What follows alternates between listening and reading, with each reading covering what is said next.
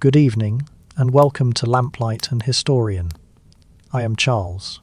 Tonight, we will see how an unwanted heir took England, what ended its old order, with the room settling into quiet. We will follow the long and unsettled life of William the Conqueror, a man born outside marriage, raised amid political violence, and remembered above all for bringing the age of Anglo-Saxon kings to an end. Tell me in the comments which part of William's claim you doubt.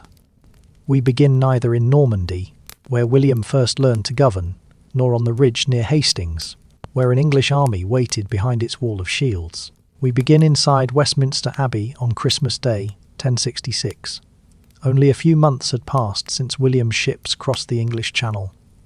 Harald Godwinson, the king who opposed him, was dead, and the English army had been broken at Hastings. Leading men of the kingdom had begun to submit. London had opened its gates. William now stood before the altar to be anointed and crowned King of England. Keep this coronation in mind. Its confusion will return in harsher forms. The ceremony followed an English royal tradition, older than the Conquest.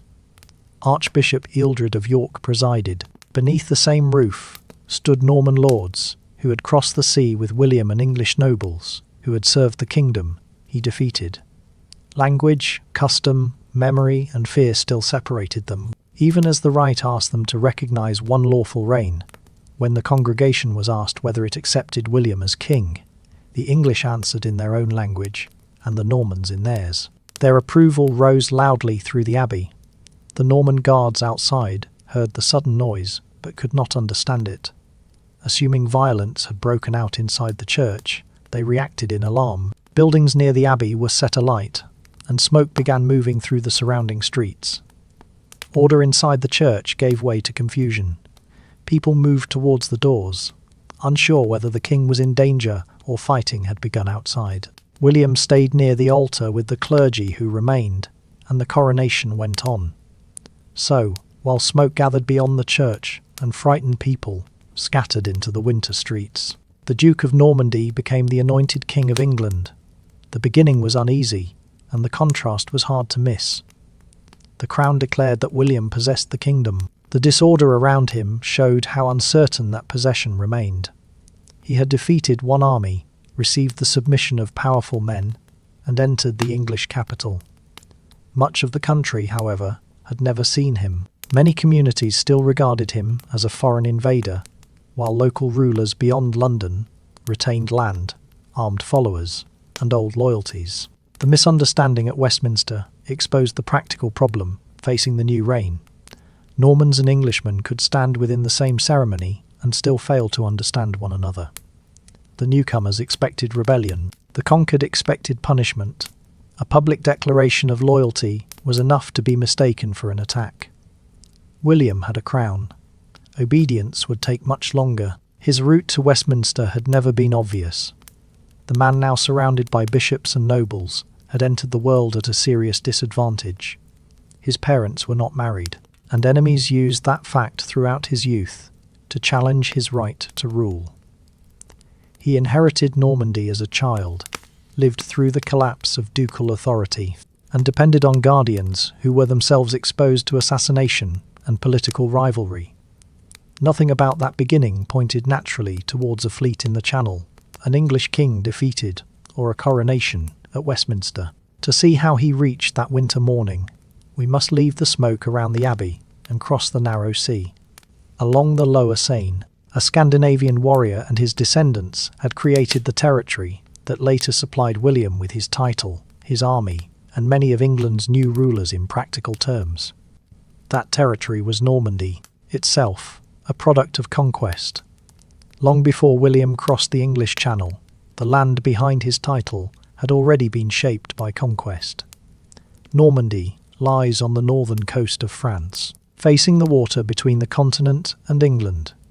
Rivers cut through its fields towards the sea, and the Seine offered a broad route inland. Ships following it could pass from the Channel to Rouen, and then towards the wealthier heartlands of the Frankish kingdoms.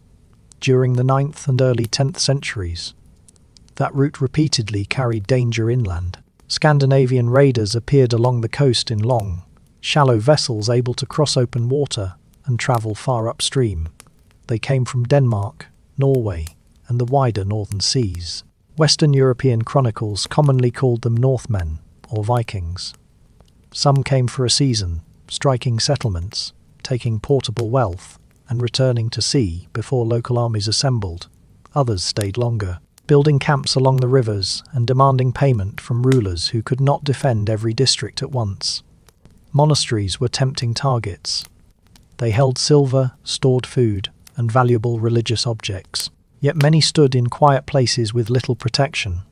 Towns along the Seine also endured repeated attacks, and Scandinavian fleets threatened Paris more than once after sailing deep into Frankish territory. Regional rulers tried armies, fortified bridges, temporary settlements, and large payments meant to send the raiders away. None provided a lasting solution. Paying one army might remove it, but the payment could attract another. A defeated band could withdraw to the coast and return when political division weakened the defenders. Frankish kings carried impressive titles, though power remained divided among counts, bishops, and local landholders. No force could guard every river and settlement. Do not lose this thread. Castles, cavalry, and land-seeking followers will decide England. By the beginning of the 10th century, one Scandinavian leader had become particularly important in the lower Seine valley. His name was Rollo. Accounts of Rollo's early life disagree on several points, and none settles his origins completely. Later traditions called him Norwegian or Danish, adding detail as the story passed through generations. The sources do show more clearly that he commanded a substantial following, and had become a power the Frankish monarchy could not easily remove. In 911, Rollo's forces suffered a reverse near Chartres, but the defeat left the larger problem untouched. Charles the Simple, king of the West Franks, still faced a region that military action alone had failed to protect. Charles turned to negotiation rather than another temporary campaign. Under the agreement associated with Saint Clair, Surrepte, Rollo received territory around Rouen and the lower Seine. The first grant's precise boundaries remain uncertain, and his descendants later ruled a larger area. The underlying arrangement, however, is clear. Rollo would enter the Frankish political order as a recognized ruler. In return, he would accept Christianity, acknowledge the king, and defend the river approaches against other raiders. This was practical frontier management, not a sudden blending of cultures. Charles placed responsibility for a difficult region in the hands of the man best able to control it. Rollo traded the uncertain gains of raiding for land that could be inherited, governed, and enlarged. After his conversion, he was baptized under the Christian name, Robert, though history continued to remember him as Rollo. Rollo's conversion opens another Viking story, one we will revisit on another evening. The territory of the Northmen gradually became known as Normandy. The change was gradual and incomplete.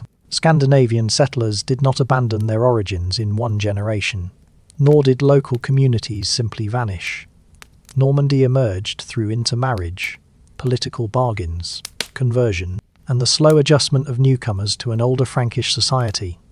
Within a few generations, though, Rollo's descendants and followers lived very differently from the raiders who had first entered the scene. They adopted the local form of French, supported churches and monasteries, used Frankish titles, and entered the dense network of obligations, linking kings, dukes, counts, and bishops. Christian marriage customs also gained authority, though practice did not always match church rules. Seer raiders had become landed aristocrats, with estates and dynastic ambitions. The restlessness that had carried their ancestors along the Seine did not disappear. Norman rulers often sought new territory. Noble households trained men for war, and reputation depended heavily on loyalty, military service, and visible success. By the 11th century, mounted warriors stood near the centre of Norman power.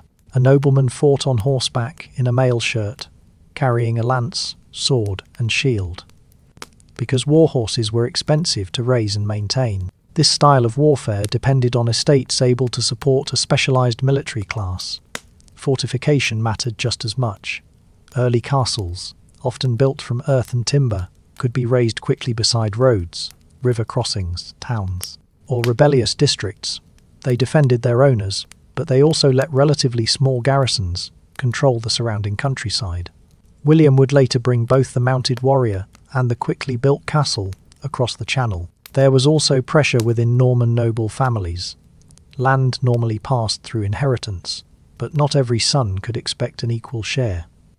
Younger sons, ambitious knights, and men with limited prospects at home often looked elsewhere for opportunity. Some went south into Italy and Sicily, others entered the service of distant rulers. Norman warriors appeared wherever unsettled borders, disputed successions, or weakened governments offered the possibility of land. Their expansion was not guided by a single plan. It was driven by many individuals, each seeking advancement. Yet together, their campaigns gave the Normans a reputation far beyond the modest size of their duchy. They had become Christian, French-speaking, and deeply connected to the political world of Western Europe. But they remained restless. By the time William was born, Normandy was no longer a fragile frontier settlement. It was one of the strongest principalities in the Kingdom of France, rich enough to support churches, castles, courts, and mounted armies. Its rulers traced their authority back to Rollo, the Scandinavian leader who had turned negotiation into a dynasty. That dynasty had survived for more than a century, when, in the castle town of Falaise, its future was placed in the hands of a child, whose birth seemed to make him an unlikely heir. His father held the duchy. His mother was not a duchess, and the difference between those two facts would follow William for the rest of his life. The town of Falaise stands in the southern part of Normandy, where its castle rises above a landscape of fields, narrow roads, and wooded valleys. In the early 11th century, this was one of the residences of the Norman dukes. It was here, probably in 1027 or 1028, that William was born. His father was Robert, the younger son of Duke Richard II of Normandy. Robert had not originally been expected to inherit the duchy. That position belonged to his elder brother, Richard III, who became Duke in 1026. The relationship between the brothers was troubled. Robert rebelled against Richard and withdrew to Falaise, where he was besieged before the dispute was temporarily settled. Then, after ruling for little more than a year, Richard died. No surviving evidence establishes the cause of Richard's death, and later suspicion cannot fill that gap. Robert was sometimes accused, but no reliable account proves his responsibility. Whatever happened, he became Duke of Normandy. He was young, forceful, and surrounded by the uncertainties that often accompanied a disputed succession. He also had no lawful wife. The mother of his son was a woman named Herleva. Later writers linked Herleva's family to leatherworking in Falaise, although her father's exact occupation and social position remain uncertain. Contemporary politics required only one clear fact. She did not belong to the highest Norman aristocracy. She was neither a princess nor a count's daughter, and the relationship secured no alliance between great houses. Robert and Herleva were not married according to the recognized rites of the Church. Such relationships were not unknown among the descendants of the Scandinavian settlers. Earlier Norman custom had sometimes allowed unions that carried social recognition without conforming fully to Christian marriage law. But by William's generation, the Church's definition of lawful marriage had become increasingly important. The distinction left the child in a vulnerable position. Robert acknowledged William as his son. The boy was brought into the ducal household, raised under his father's protection, and treated as a member of the ruling family. He was not abandoned or hidden, yet acknowledgement could not remove the circumstances of his birth. William's enemies would later refer to him openly as the bastard. It was not merely a description, it was a political weapon. In a society built around inheritance, family alliances, and recognized bloodlines, an illegitimate child could possess a powerful father while still lacking the security of a lawful heir. Every rival could argue that another member of the dynasty had a better right to rule. Every rebellion could be presented, not as disobedience, but as resistance to an unsuitable successor. William would carry this weakness throughout his early life. Herleva did not remain permanently within Robert's household. At some point, she married a Norman nobleman named William de Conqueror. Their marriage produced several children, including Odo, who later became Bishop of Bayeux, and Robert, who became Count of Mortain. These half-brothers would one day stand among William's closest supporters. Odo would accompany the conquest of England and become one of the richest men in the new kingdom. Robert of Mortain would also receive extensive English lands. But none of that could have been foreseen when William was a child at Falaise. For the moment, his future depended entirely upon his father. Duke Robert's rule was not a peaceful one. He faced disputes with Norman nobles, conflicts involving the church, and the continuing difficulty of controlling a territory in which powerful families maintained their own castles and armed followers. Even a recognized duke could not take obedience for granted. By the early 1030s, Robert had established his position firmly enough to turn his attention beyond Normandy. In 1034 or 1035, he announced that he intended to make a pilgrimage to Jerusalem. For an 11th century Christian, such a journey carried immense spiritual importance. Jerusalem was the city of Christ's crucifixion and resurrection, and a pilgrimage to its sacred places was understood as an act of devotion and penance. The journey also carried real physical danger. The journey from Normandy crossed much of Europe and continued through the lands of the Byzantine Empire into the eastern Mediterranean. Roads were slow, political conditions uncertain, and illness a constant threat. Travellers could spend many months away from home, and some never returned. Robert was still a relatively young man, but he understood the risk. Before leaving, he had to decide what would happen if he died. He possessed no legitimate son. William, perhaps 7 or 8 years old, was his only acknowledged male child. By choosing him, Robert would ask the Norman nobility to accept a minor whose birth already invited opposition. The alternative was to leave the succession unsettled. That might have encouraged several branches of the ducal family to compete for power as soon as Robert departed. Normandy had experienced enough disputed inheritances to make the danger clear.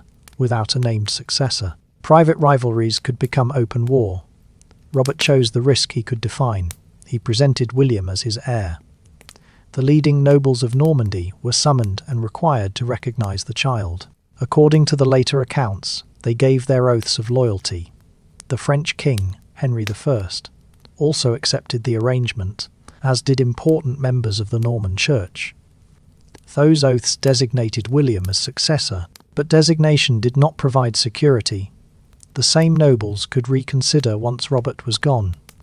Oaths in medieval politics were essential, but their strength often depended upon the power available to enforce them. A noble might swear before a duke and later decide that circumstances had changed.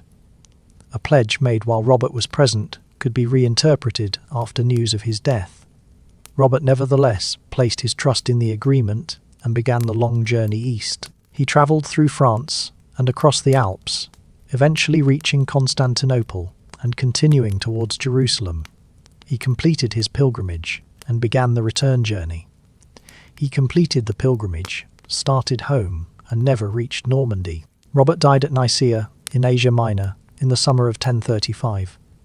No source identifies the cause with confidence.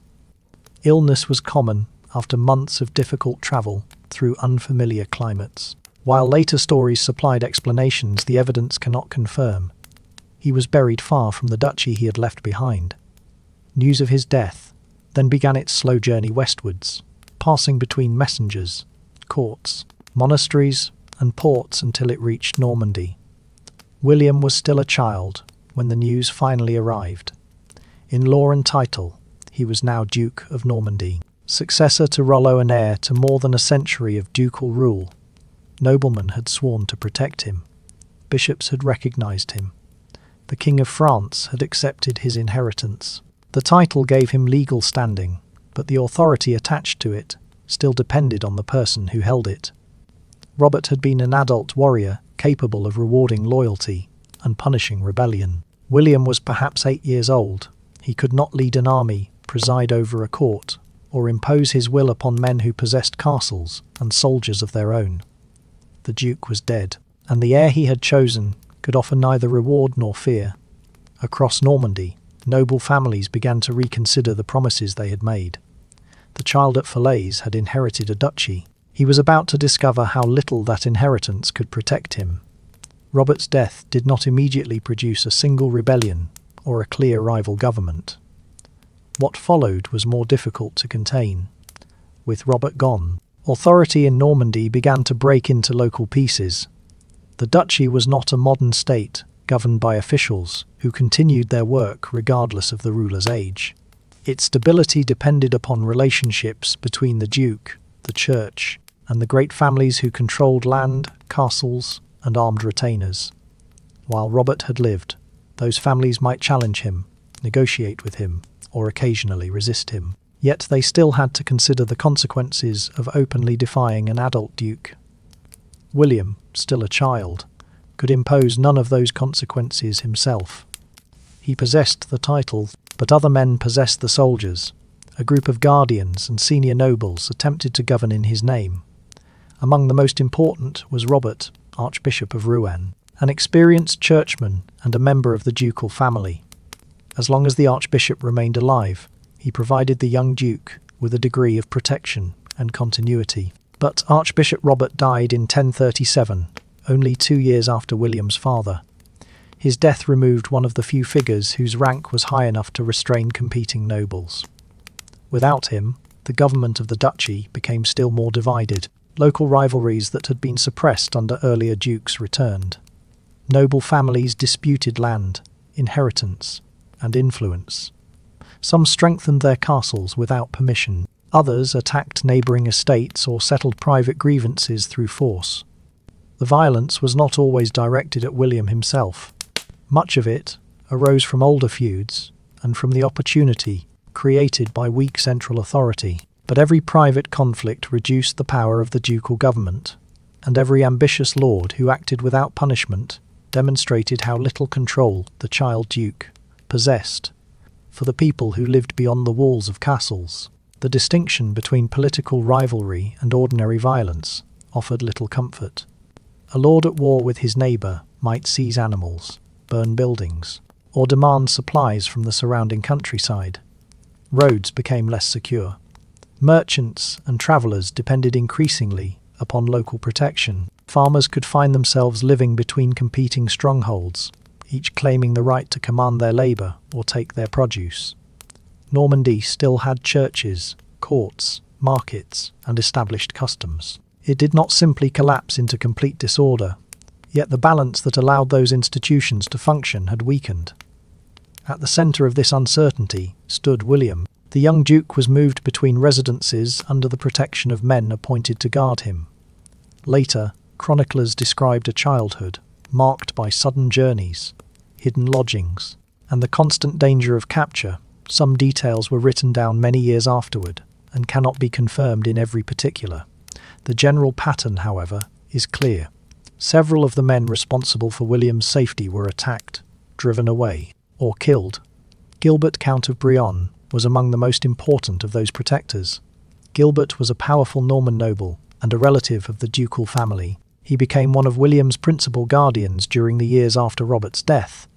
His position made him valuable to the young duke, but it also placed him within the struggles dividing the Norman aristocracy. Around 1040, rivals assassinated Gilbert. His death was not an isolated act. It formed part of a wider conflict among families competing for influence during William's minority. Yet, for the ducal household, the result was immediate. Another experienced protector had been removed, and the circle around the child had grown smaller. William's tutor, Harald, was also threatened and forced to flee. Then came the death of Osborne, the steward of the ducal household. Osborne occupied a position of considerable trust. He helped administer William's affairs and was responsible for the daily organisation of the household around him. According to the later accounts, he was killed inside the young duke's residence, possibly within or close to William's own chamber. The circumstances cannot be reconstructed with certainty. Politically, the practical lesson was plain. Even the duke's private household could be penetrated. A castle might have walls, gates, and guards. But those protections were only as dependable as the loyalties of the people inside them. A servant could carry information. A noble could change allegiance. A guardian powerful enough to protect William might also become the target of rivals who wished to control the duchy themselves. He was taken from one stronghold to another and placed in the care of different supporters. Later tradition claimed that on some occasions he was hidden among ordinary families, far from the ceremony normally surrounding a duke. Later writers used these journeys to shape the image of a ruler saved from extreme danger by courage and divine protection. The stories are not a complete itinerary, but they rest on a genuinely unstable political setting. The documented reality is severe enough without adding imagined scenes. William spent the years in which most noble children learned the customs of court under conditions of unusual instability. Men who had sworn loyalty to him could not always protect themselves. Powerful families regarded the ducal government as something to be influenced, divided, or ignored. The surviving sources tell us little about William's private thoughts during these years. They do not record his reaction when another guardian died, or show whether danger felt continuous rather than intermittent. Medieval writers cared more about political events and signs of future greatness than about childhood psychology. It would be too neat to explain every hard choice of William's adult life as a direct product of these experiences. Even so, the political lessons of his minority are visible in the way he later governed. Inherited rank, he learned, did not operate by itself. A title required loyal men, secure castles, dependable revenue, and the capacity to punish resistance. He also saw how private warfare weakened an entire territory. Once able to govern in his own name, he acted firmly against nobles who fortified without permission or used military strength beyond ducal control. His later suspicion of rebellion did not emerge from theory. He had watched rebellion, private rivalry, and assassination reduce the office of duke to little more than a name. William did not survive by personal ability alone. He remained alive because some Norman nobles continued to recognize his father's choice. Members of his mother's family supported him. Churchmen defended the legitimacy of the succession. Beyond Normandy, King Henry I of France remained an important source of recognition. Henry was William's feudal overlord. The relationship between the French monarchy and the Norman dukes was often difficult, but the king had accepted Robert's decision before the pilgrimage. As William grew older, royal support would become essential. By his early teenage years, the young duke had survived the most vulnerable stage of his minority. He began to take a more active role in government. Although much of Normandy remained beyond his direct control, the lords who had grown accustomed to acting independently did not welcome this change. A child duke could be ignored.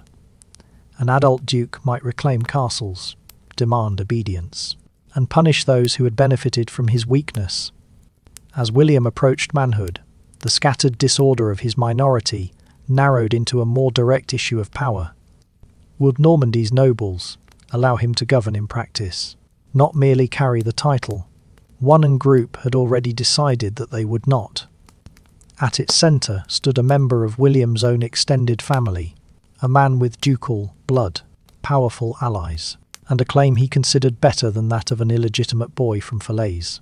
His name was Guy of Burgundy. The years of guarded childhood were coming to an end. What followed would decide whether William could finally govern Normandy in his own name.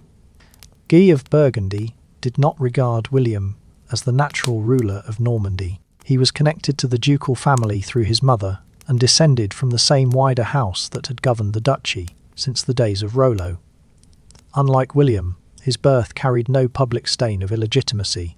He was older, experienced, and supported by nobles who had grown powerful during the long disorder of William's minority. For these nobles, William's approach to adulthood was not merely a change of age, it was a closing opportunity. They had governed with little interference, strengthened castles, pursued local feuds, and treated ducal authority as remote. If William established himself, he would reclaim disputed rights, demand military service, and expect obedience from men unused to giving it. Guy's cause, therefore, attracted more than those who believed his family claim was superior. It also appealed to nobles who feared the restoration of a strong ducal government. By 1046, their opposition had become an organised conspiracy. The plot's precise shape is difficult to recover. Later writers described an attempt to seize or kill William while he travelled in western Normandy, away from his strongest support. Whatever the plan, a warning reached him before it could be carried out. William escaped and rode east. The young Duke rode eastward through the night, leaving the territory controlled by the rebels and seeking the protection of King Henry, the First of France. It was a revealing moment. William carried the title of Duke, but he could not yet summon enough loyal force within Normandy to defeat his own subjects. He had survived his childhood under guard. Now, close to adulthood, he was once again a fugitive. Henry agreed to help, for reasons that were both feudal and practical. The king had recognised William's succession years earlier, before Robert departed for Jerusalem. As feudal overlord, Henry had an interest in preserving the authority of an acknowledged vassal against open rebellion. He also had practical reasons to intervene. A fractured Normandy, divided among competing lords, could destabilise the northern frontier of the French kingdom. For the moment, the interests of king and duke were aligned. Henry raised a royal army, while William gathered the Norman lords who had remained loyal. Together they moved westward to confront the rebels. The armies met in 1047 on the plain of Valais Dunes, not far from Casson. For William, the battle represented more than a contest over one rebellion. If he lost, his rule might end before it had truly begun. Guy could claim the duchy, and the nobles who had rejected William would be free to divide the rewards among themselves. William was probably still under 20 when the armies met. The French king brought the greater authority and much of the military strength to the field, but William fought among the men whose loyalty he needed to secure.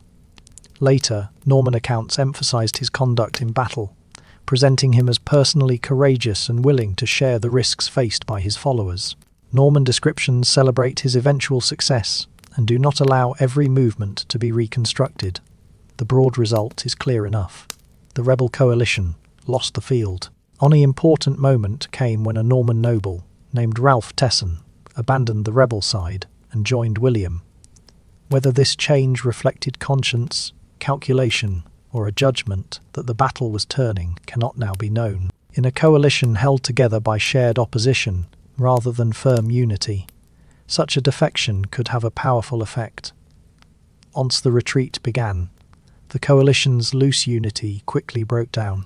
Men withdrew from the field, and the retreat became increasingly disordered. Many fled towards the River Orne, where the crossing created confusion and further loss. Later chroniclers described large numbers of men drowning or being killed during the pursuit, though their most dramatic details should be treated cautiously. By the end of the fighting, the field belonged to William and Henry. Valais Dunes did not immediately give the Duke complete control of Normandy. Several rebel leaders escaped, and some castles remained in hostile hands. But it changed the balance of power. William entered the campaign as a threatened ruler dependent on royal assistance. He left it as the recognised victor over a major coalition of his own nobles. The victory also allowed him to begin restoring order more openly. In cooperation with Norman churchmen, William supported efforts to limit private warfare. Councils associated with the Peace and Truce of God attempted to protect clergy, peasants, merchants, and church property from some forms of aristocratic violence. Such measures could not end conflict, but they gave the Duke and the Church a shared language for condemning nobles who disturbed public order. William's authority was still developing, and he could not simply remove every opponent at once. He proceeded through a mixture of punishment, negotiation, confiscation, and patience. Guy of Burgundy remained the most important unfinished problem. After the defeat, Guy withdrew to the castle of Brionne. The stronghold was well placed for defence, and difficult to take by a sudden assault. Behind its fortifications, he could continue to challenge the Duke's authority and offer a possible centre for renewed opposition. William began a siege. Medieval siege warfare often depended less upon a single dramatic attack than upon endurance. A castle could resist as long as its garrison possessed food, water, men, and hope of relief. The besieging force, meanwhile, had to maintain pressure without exhausting its own supplies or losing soldiers who wished to return home. Brion held out for a prolonged period. For William, abandoning the effort would have carried a serious cost. If Guy could rebel, lose a battle, and then remain safely established behind his walls, other nobles might conclude that ducal authority was still temporary. The castle became a practical test of whether ducal pressure could outlast noble resistance.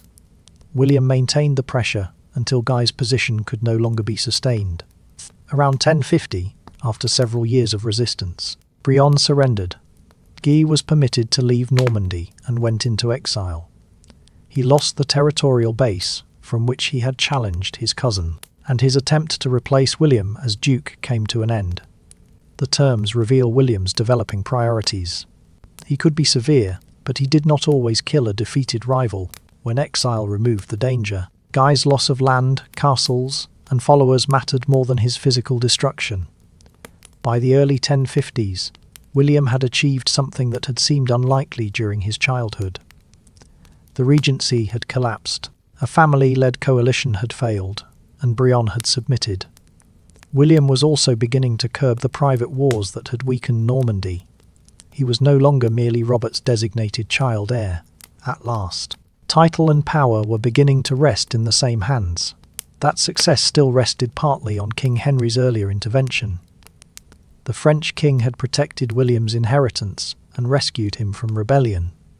The relationship, however, was about to change. As William's duchy became more stable, his army more dependable, and his political ambitions more visible, the ruler who had once saved him would begin to see him differently.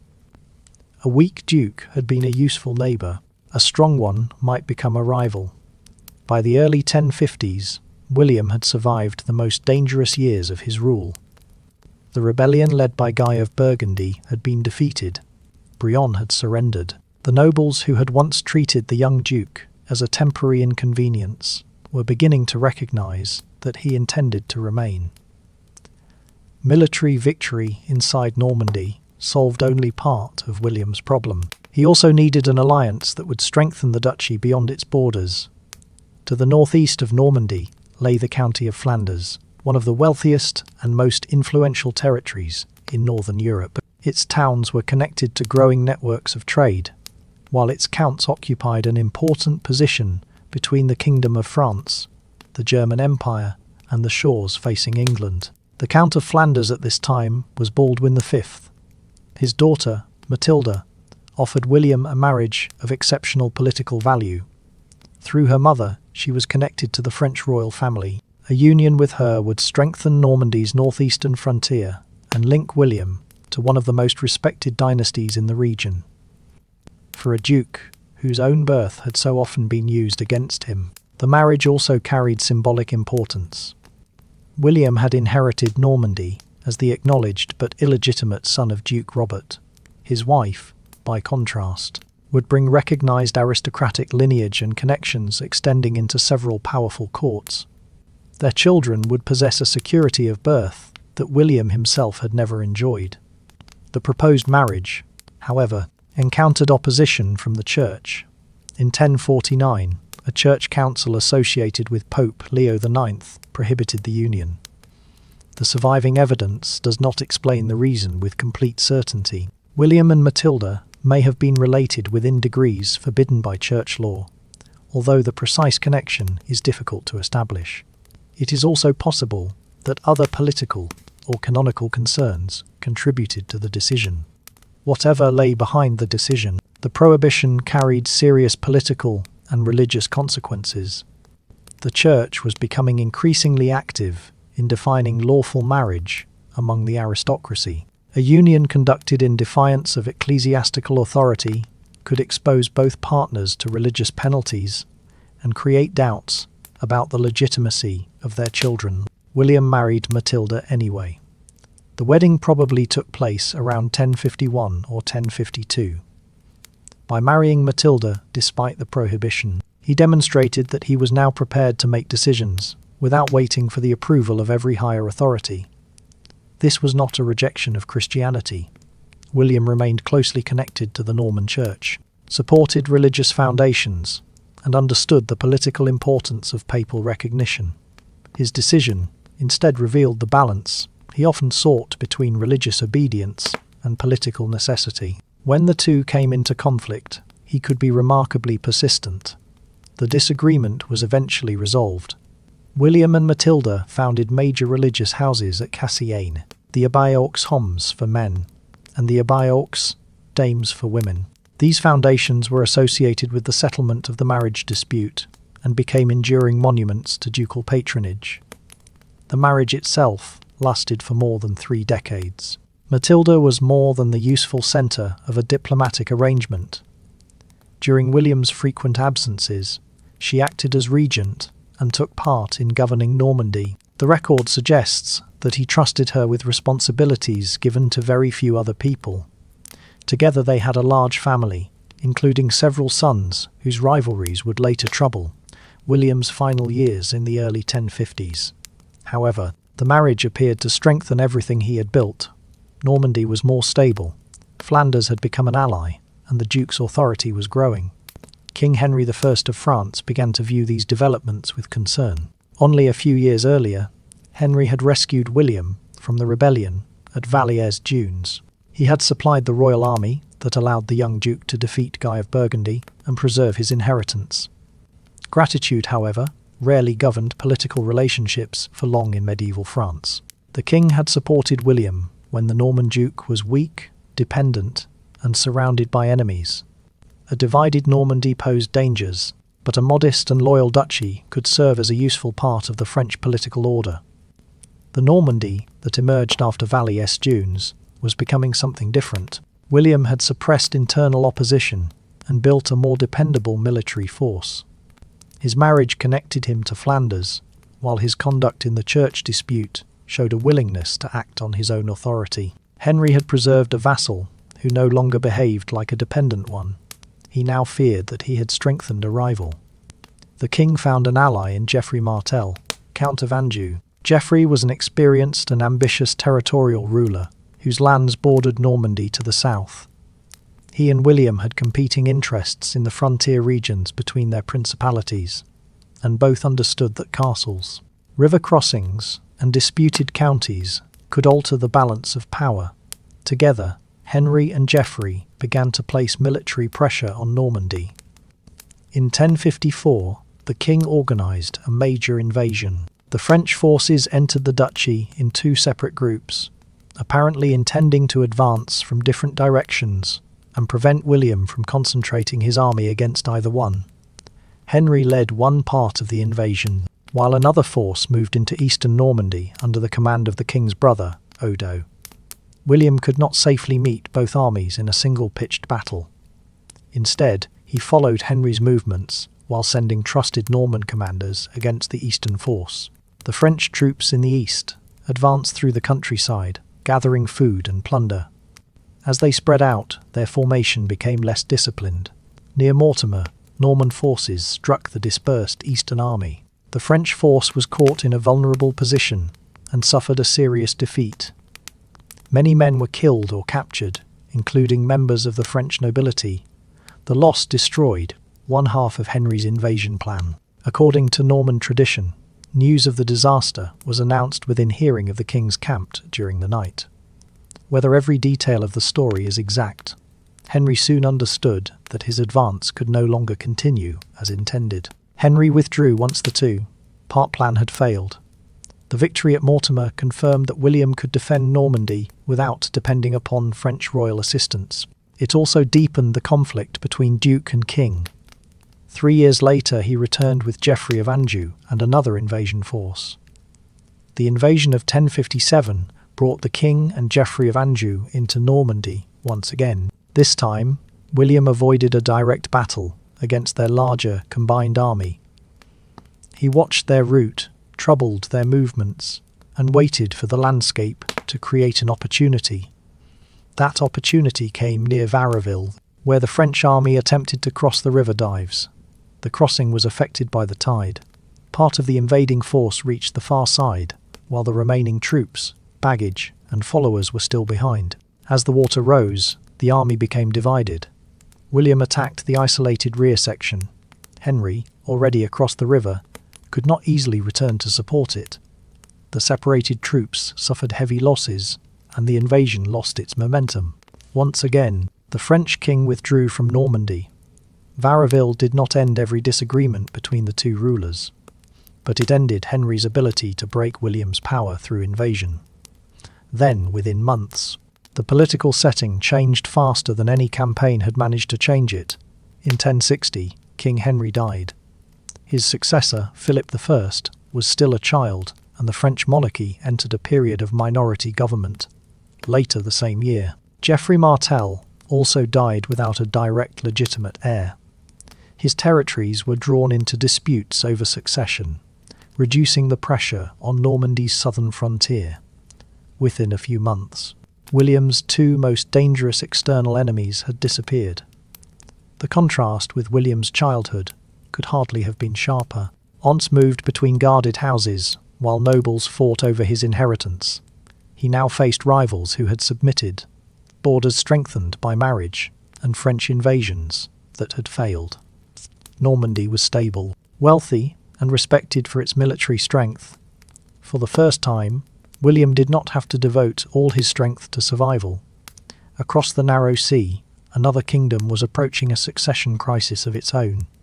Its king was growing older, his marriage had produced no children, and several powerful men were beginning to consider what would happen after his death. William had secured Normandy. He could now begin to look towards England. Across the Channel from Normandy, the Kingdom of England appeared prosperous and well-governed. Its kings could draw upon long-established systems of taxation, local administration, royal courts, and military service. Its towns and ports connected the island to the trade of northern Europe.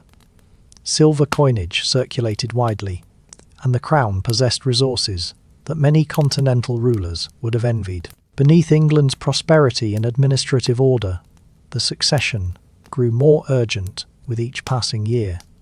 The kingdom had no clear, uncontested heir. The king was Edward, later remembered as Edward the Confessor, because of his reputation for religious devotion. He had returned to England in 1041 and became king the following year, after spending much of his earlier life in exile. Those years abroad had shaped him. Edward had lived for a long time in Normandy, surrounded by the language, customs, and noble families of the duchy. His mother, Emma, belonged to the Norman ruling house, making the world across the Channel part of his family history, as well as his political experience. When Edward returned to England, he did not leave those connections behind. Norman clerics and courtiers appeared around his household, and some received influential positions. To many English nobles, these appointments suggested that the king trusted men from the land of his exile more readily than those who had remained in England. Edward's Norman associations did not mean that he ruled as a Norman prince. England had its own laws, institutions, and aristocratic traditions, but his reign was shaped by a continuing tension between the king's personal circle and the great English families, whose wealth and military power made them difficult to ignore. The strongest of these families was led by Earl Godwin of Wessex. Godwin controlled extensive lands in southern England and stood at the centre of a broad network of relatives, followers, and political allies. His sons would eventually hold several of the kingdom's most important earldoms. His daughter Edith became Edward's queen. The marriage joined the royal household to the most powerful family in England. The marriage produced no child, leaving a private fact to carry public consequences. The reason remains uncertain. Edward and Edith may have lived apart for religious or personal reasons, or the marriage may simply have been childless through circumstance. The surviving accounts do not permit a confident explanation. Whatever the cause, the political consequence was clear.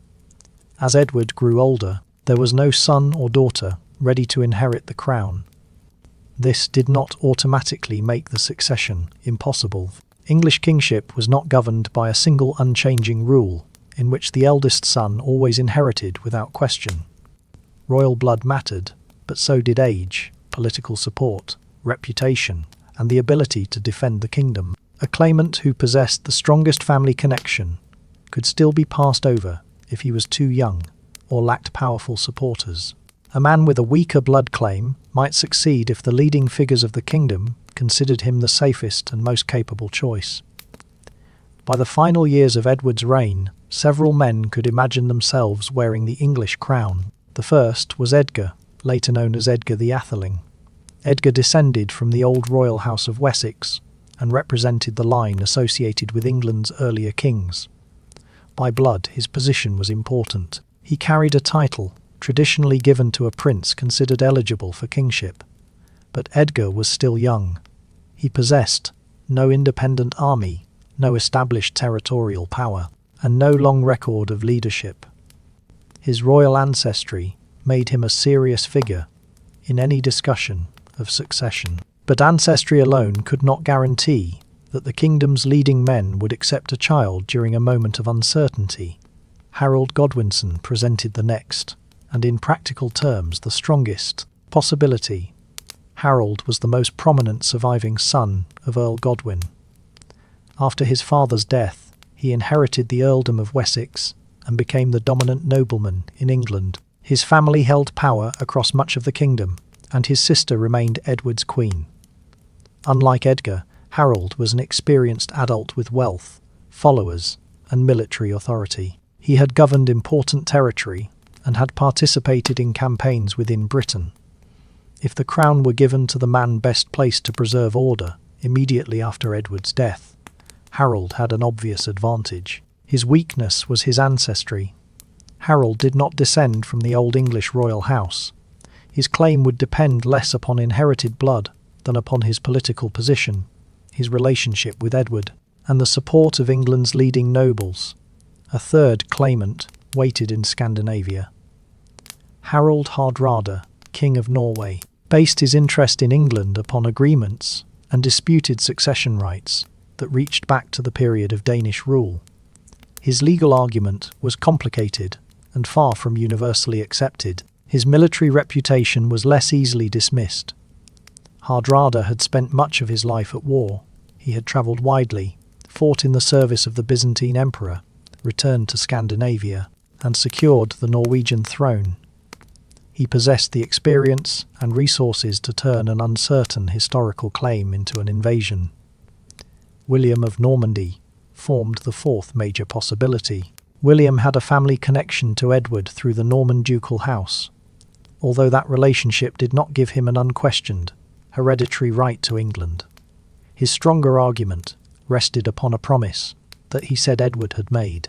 According to the Norman account, Edward had named William as his intended successor, probably during the political crisis of the early 1050s, when relations between the king and the Godwin family were especially strained. At that time, Earl Godwin and his relatives were temporarily driven from England. Norman influence at Edward's court became more visible, and William later maintained that the king had chosen him to receive the crown. Whether Edward truly made such a promise cannot now be established with certainty. The accounts were shaped by the political needs of those who wrote them. Norman authors had good reason to present William as a lawful heir rather than a foreign conqueror.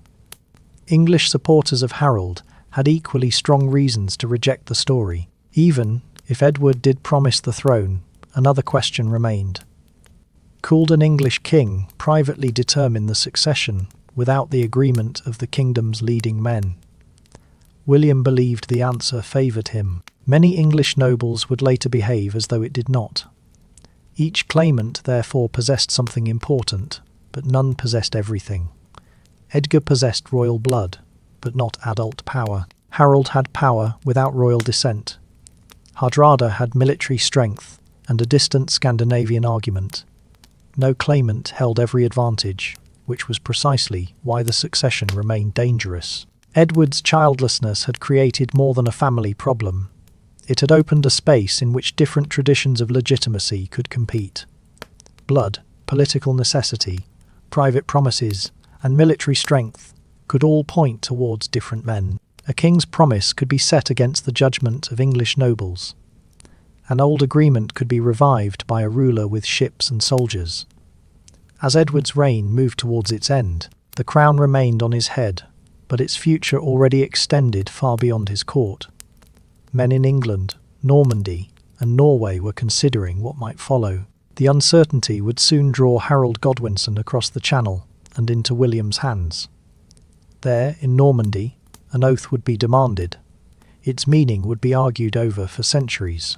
At some point in the years before Edward the Confessor's death, Harald Godwinson crossed the English Channel and arrived in territory controlled by William of Normandy. Why Harold crossed the Channel remains uncertain. Later Norman writers presented Harold's visit as part of the succession question. In their version, Edward had sent him to confirm William's place as heir to the English throne. The sources leave several credible possibilities. Harold may have been travelling to recover members of his family who had remained abroad as political hostages.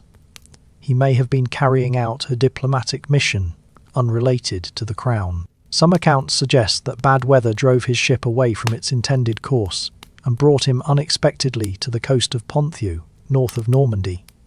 The accounts were written after 1066, when Norman and English authors had reasons to make the journey support their own cause. They agree that Harold entered William's power. They do not establish why he left England. His arrival did not immediately resemble a meeting between rivals.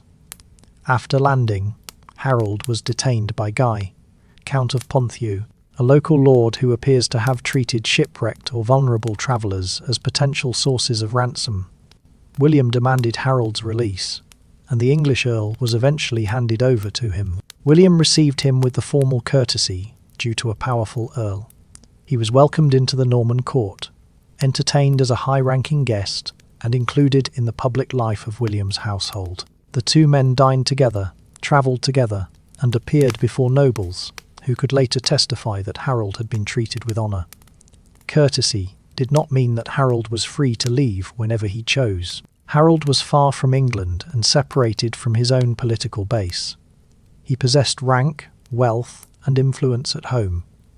But in Normandy those advantages offered limited protection. William controlled the castles, soldiers, roads, and ports around him. A guest could also be a man who was not yet permitted to leave. During Harold's stay, William took him on a military expedition into Brittany. The campaign arose from one of the recurring disputes along Normandy's western frontier. William's forces moved through difficult coastal country towards strongholds held by the Breton ruler Conan II. Harold accompanied the Norman army and, according to later representations, took an active part in the expedition. The Bayeux tapestry shows him rescuing men caught in the dangerous tidal sands near Mont Saint-Michel. Like many scenes in the tapestry, the image serves both as narrative and as political memory. It presents Harold as a respected military companion, not yet as William's enemy. He may also have received arms from the Duke in a ceremony later interpreted as a form of knighthood. If so, the gesture created a public bond between them. The granting of weapons could imply honour, service, and personal obligation. William was placing Harold within a relationship that Norman observers would later describe as one of loyalty. The campaign ended without resolving every conflict in Brittany, but William returned with his political position strengthened. Harold had now travelled beside him, fought in his company, and accepted his hospitality. After the campaign and the public exchange of honours came the oath. At an assembly whose precise location is uncertain, Harold was required to make a solemn promise. Norman accounts claimed that he swore to support William's succession to the English throne after Edward's death. Some versions added that he agreed to help secure key places in England and to marry one of William's daughters. Not every condition later attached to that promise can be verified. What seems clear is that William later treated Harold's oath as a binding commitment to his claim.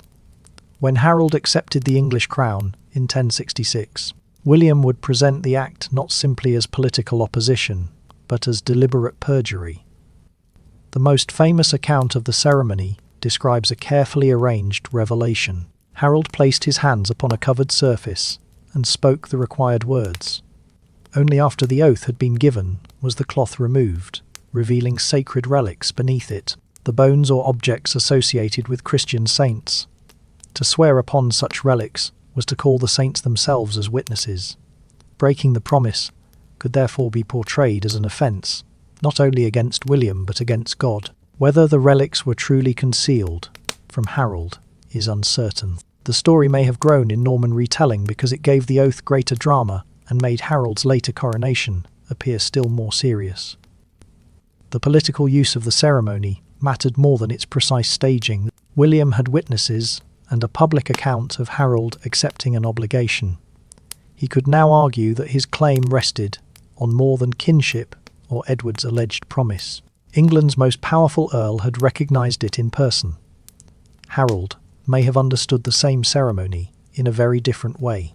An oath given while he was effectively under William's control could be regarded as coerced, and therefore lacking moral force. He may have believed that no English noble had the authority to promise the kingdom to a foreign ruler. The choice of the next king depended upon Edward, the leading men of England, and the conditions that existed when the throne became vacant. He may also have said what was necessary in order to return home. The sources do not preserve Harold's own explanation. No private account tells us what he believed he had promised or how seriously he intended to fulfill it. Once the ceremony was complete, he was allowed to leave Normandy. Harold crossed the Channel and resumed his place beside the English king. Outwardly, little had changed. Edward still lived. Harold remained Earl of Wessex and the most powerful nobleman in the kingdom. Edgar, the Etheling, still carried the blood of the old royal house, while Harald Hardrada remained across the northern sea. Even so, William had secured something he would use carefully and repeatedly. An uncertain meeting had become evidence of personal betrayal. If Harold later took the crown, William could present him as a man who knowingly broke a sacred promise.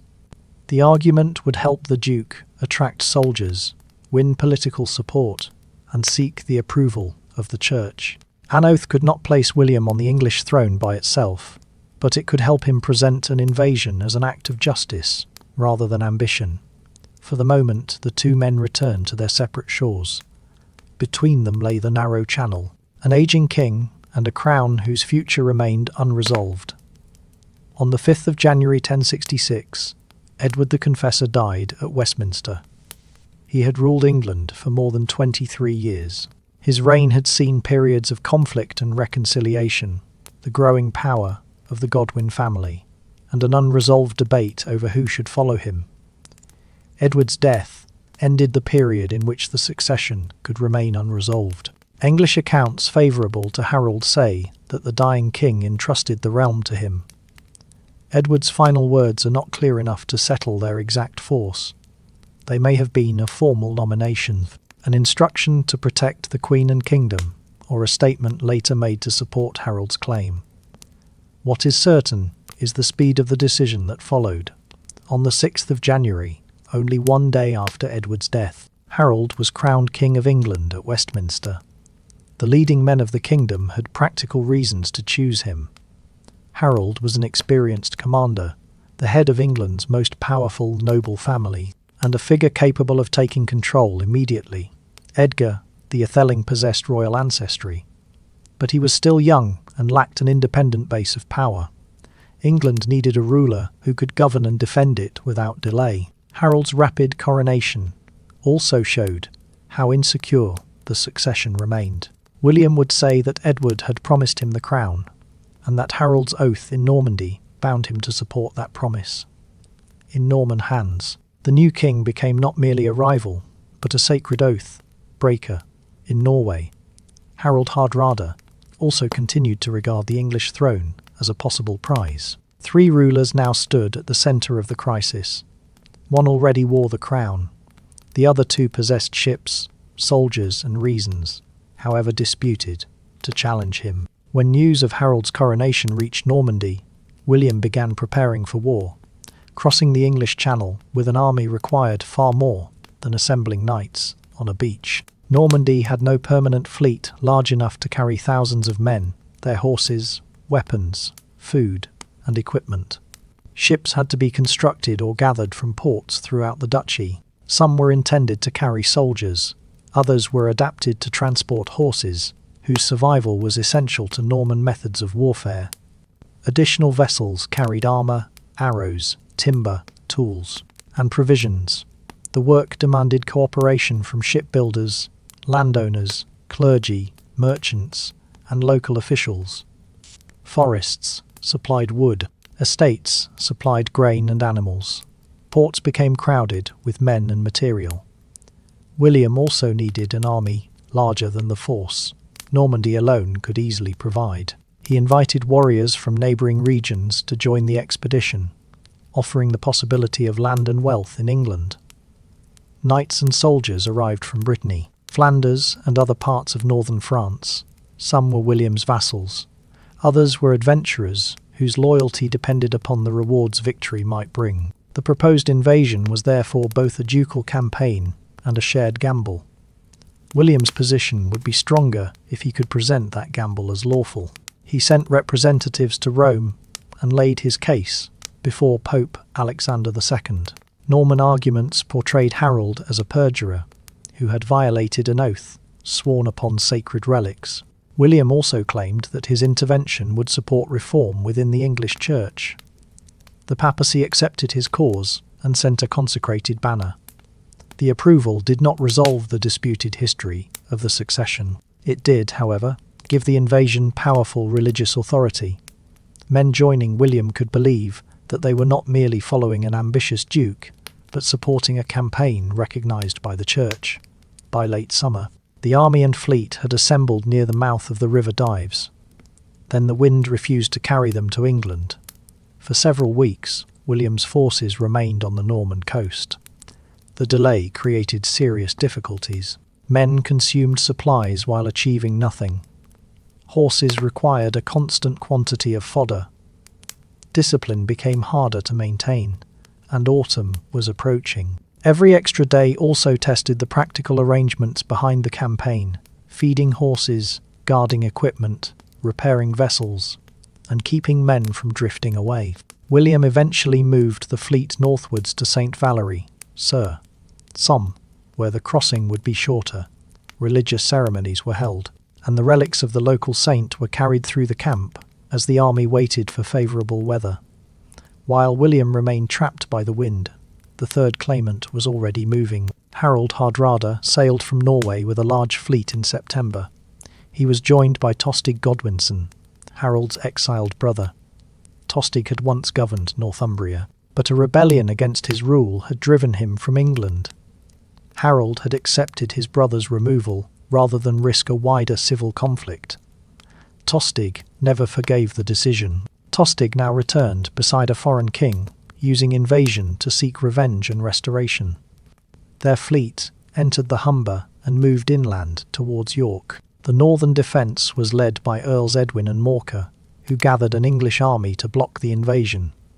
On the 20th of September, the two sides met at Fulford, outside York. The English fought hard but were defeated. Edwin and Morcar survived, yet their army was badly weakened. York submitted, and Hardrada appeared to have established control over the north before Harold could respond. The English king had spent much of the summer watching the southern coast for William's fleet. Now he faced an invasion from the opposite direction. Harold moved quickly. He gathered his household troops and available forces, then marched north from London. The speed of the journey surprised the invaders, who had expected more time before the king could reach them. On the 25th of September, Harold's army encountered Hardrada and Tostig near Stamford Bridge. Many Norwegian troops had left part of their armour near their ships, expecting negotiations and the delivery of hostages rather than an immediate battle. The appearance of the English army forced them to fight under less favourable conditions. The battle lasted for hours before the English attack finally became decisive. Harald Hardrada was killed. Tostig also died after refusing an offer of peace that would not protect his Norwegian allies. Without their leaders, the invading army collapsed. The scale of the Norwegian defeat was severe. Only a small portion of the fleet was required to carry the survivors home. For Harald, Stamford Bridge was an extraordinary and highly visible victory. In less than a week, he had travelled north and destroyed an army, led by one of Europe's most experienced warriors. The danger from Norway had been removed, and the kingdom appeared to have survived the first great test of the disputed succession. But the victory had come at a cost. Harold's men had marched rapidly over a long distance, and then fought a major battle. Some were dead or wounded. The survivors needed rest. Meanwhile, far to the south, the wind over the channel was changing. On the evening of the 27th of September, a favourable wind finally reached St. Valery. William ordered his men aboard. Horses were led onto the transports. Provisions were secured, and hundreds of vessels began moving away from the French coast. A lantern was raised aboard William's own ship so that the fleet could follow him through the darkness. While Harold's exhausted army remained in the north, the Norman ships entered the Channel. England had survived one invasion just as the second began. At dawn on the 28th of September 1066, William's fleet reached the coast of Sussex.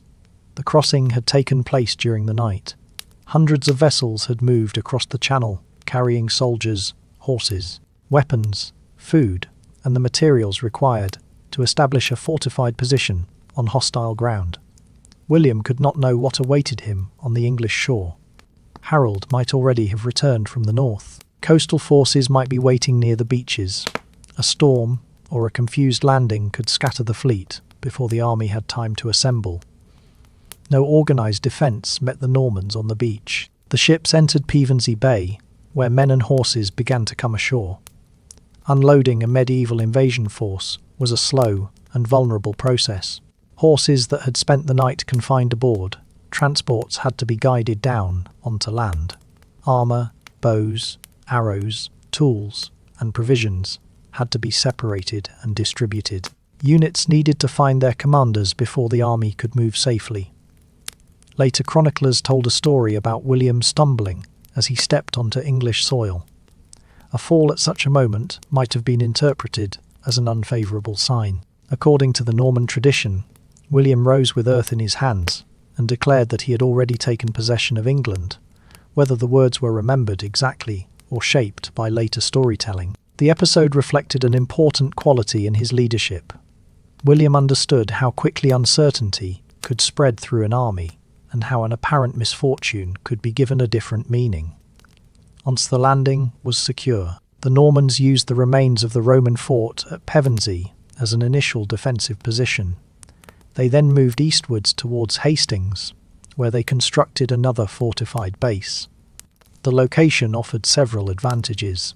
The army remained close to the fleet and its supplies. Roads led into the surrounding countryside, while the coast provided a possible route of withdrawal if the campaign failed. William did not remain passively behind the new fortifications. The lands around Hastings formed part of Harold's earldom of Wessex. William's men began taking food, animals, and other supplies from the surrounding estates. Buildings were damaged or burned, and communities in the area felt the immediate cost of the invasion. The destruction served a military purpose. William's army was far from Normandy and could not remain indefinitely without secure supplies. More importantly, the devastation placed pressure directly upon Harold. A king was expected to protect his people and defend his own lands. Every day, the Normans remained unchallenged, weakened the appearance of royal authority. William needed Harold to come south before the English could gather a larger force. Harold received news of the Norman landing soon after his victory at Stamford Bridge. His army had travelled rapidly to northern England and fought a difficult battle against Harald Hardrada. It now had to turn south again. Some of Harold's advisors may have preferred delay. The English could summon additional men, watch the Norman supply position, and allow the approaching winter to work against an army dependent upon the Channel. Harold chose movement over delay. His decision was not necessarily as reckless as later accounts sometimes suggest. William was damaging the heart of Wessex and strengthening his position with every passing day. Harold may also have believed that speed had already saved England once that year and could do so again. He returned to London, gathered available forces, and continued towards the Sussex coast. On the evening of the 13th of October, the English army occupied a ridge several miles from William's base. Neither army's size can be established precisely, but the forces were close enough for the result to remain genuinely uncertain. The ridge gave Harold a strong defensive position. The ridge, later associated with the name Senlac, forced the Normans to advance uphill. Broken and difficult ground protected parts of the English flanks. A direct attack would have to pass across a confined slope and meet the defenders at the crest. Harold's army fought almost entirely on foot. At its centre stood Harold's housecarls, professional warriors bound closely to the king and leading nobles. Many carried large axes capable of delivering powerful blows.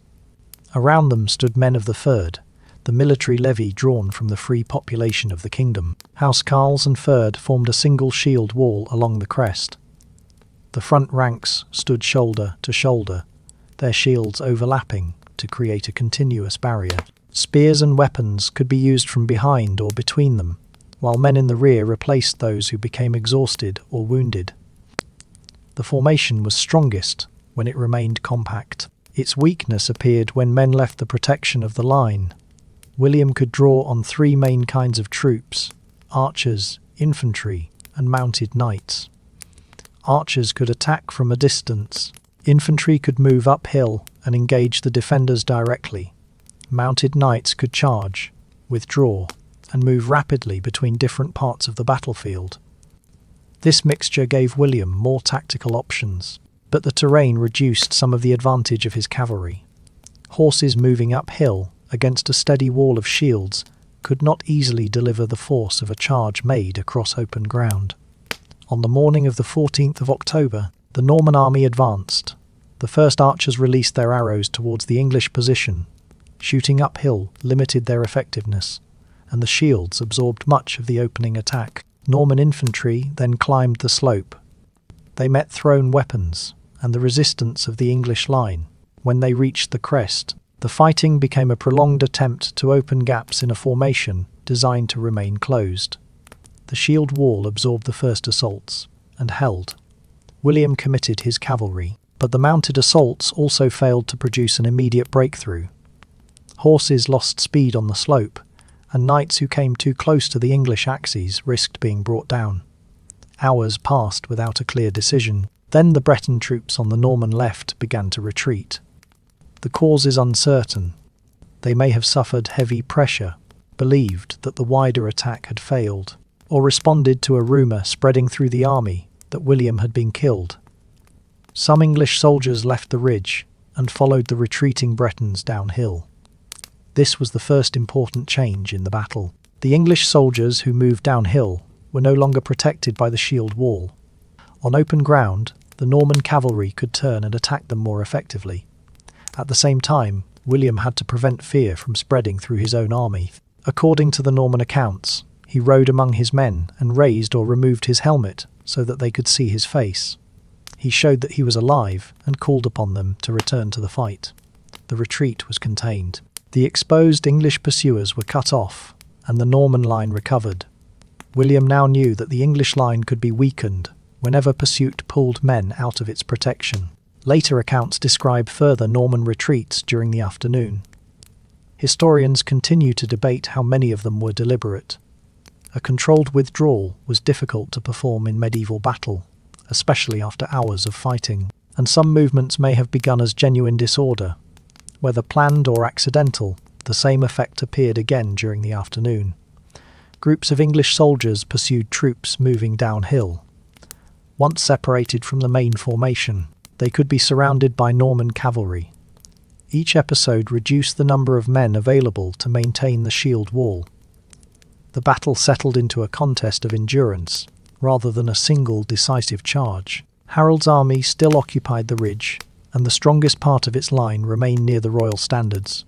Yet the English had travelled and fought across much of the country during the preceding weeks. They had no cavalry reserve with which to respond quickly when gaps appeared. William, by contrast, could alternate the pressure applied by archers, infantry, and mounted troops. As the afternoon passed, the English formation grew thinner. Norman archers were brought forward again. Later accounts state that some arrows were fired at a higher angle, so that they descended behind or above the front of the shield wall. It is difficult to determine the precise effect of this change, but missile fire added to the strain upon defenders who had already been fighting for many hours. Late in the day, infantry and cavalry pressed the English line again. Somewhere during the final stages of the battle, Harald Godwinson was killed. His death became one of the most familiar and most disputed scenes in English history. The Bayeux tapestry appears to associate Harold's name with a figure struck near the eye by an arrow, beside another figure being cut down by a mounted warrior. The arrangement is not clear enough to establish exactly which figure represents the king. Later accounts developed the story that Harold was wounded by an arrow and then killed by Norman knights. Other traditions describe a group of warriors fighting their way towards the English standards and striking him down directly. No surviving account allows the manner of his death to be stated with certainty. On the field, the immediate fact was simpler than the later stories. The king was gone. Harold's brothers, Gyrth and Leofwine, had also been killed. The royal standards fell, and the centre around which English resistance had been organised disappeared. Some housecarls continued to fight near the place where their king had stood. Elsewhere, the surviving English troops began leaving the ridge as daylight faded. The Normans pursued them, although the broken ground beyond the battlefield made the final stages confused. One group of English fugitives appears to have turned upon its pursuers near a steep or concealed ditch, causing further Norman losses before darkness ended the fighting. After nearly an entire day, William controlled the field. Harold was dead, the English army had been defeated, and the road towards the crown had opened. The kingdom, however, had not surrendered with its army. London remained beyond William's reach. Edgar, the Atheling, was still alive. The northern earls retained followers, and many English communities had never taken part in the battle. Hastings had removed the man who wore the crown and destroyed the strongest army immediately available to him. It had not yet made William King of England. The morning after Hastings left William in command of the battlefield, but not yet in possession of England. Harold was dead, along with his brothers Gyrth and Leofwine. The army that had defended the ridge was scattered, yet London remained unconquered, and the English political system had not disappeared with its king. William therefore resisted the temptation to march directly towards the capital. The most obvious road led through countryside where movement and supply would be difficult. An army advancing too quickly could become vulnerable to ambush, hunger, or resistance gathering behind it. William instead followed a wider route through southern England, securing important towns and isolating London before approaching it. He moved first towards the Channel ports. Dover was especially valuable. Its position near the narrowest part of the sea made it a natural link between England and Normandy. Whoever controlled Dover could protect the arrival of reinforcements, supplies, and messages from the continent. The town submitted after a brief confrontation, and William established a fortified position there. He then continued towards Canterbury, the leading religious centre of southern England, where further submission followed. Each surrender strengthened his claim. Each fortified point extended the distance over which his army could move safely. The strategy combined negotiation with the visible threat of destruction. Communities that accepted William might retain a measure of order. Those that resisted risked losing buildings, food, and property to an army that still had to sustain itself from the land. In London, the surviving English leaders attempted to create an alternative government. They turned to Edgar the Atheling, the young representative of the old royal house of Wessex. Edgar possessed the strongest hereditary connection to the earlier English kings. In another year, under calmer conditions, that ancestry might have carried considerable weight. But Edgar was still an adolescent. He had no household army comparable to Harold's, and the military strength upon which a new reign might have depended had been damaged at Fulford, Stamford Bridge, and Hastings. The northern earls Edwin and Morcar supported him, as did Archbishop Stigand of Canterbury and several important figures in London. But their agreement did not produce an army capable of defeating William in open battle, nor did the coalition remain entirely united. The leading men of England had to consider more than Edgar's blood. They also had to consider whether continued resistance would expose London and the surrounding countryside to siege and devastation. William had crossed the Thames to the west and was gradually cutting the city away from possible support. Archbishop Stigand submitted at Wallingford, an important sign that William's wider encirclement was working. William continued towards Berkhamsted, northwest of London. There, Edgar, Edwin, Morcar, and other English leaders came to meet him. Representatives of the city also accepted that resistance could no longer be maintained. At Berkhamsted, Edgar, Edwin, Morcar, and other leaders submitted and recognised William as king. This was an essential political victory. William could now present himself not simply as a foreign commander who had killed his rival, but as a ruler acknowledged by the leading men who remained in England. On Christmas Day 1066, he was crowned at Westminster Abbey. The ceremony followed the traditional English rite, with Archbishop Ealdred of York presiding. When the congregation voiced its approval in English and French, Norman guards outside mistook the noise for an attack. Fires were started nearby, and confusion spread around the church while the coronation continued. The crown was placed upon William's head amid uncertainty rather than peace. It gave his rule religious and ceremonial authority, but it could not make distant regions obedient.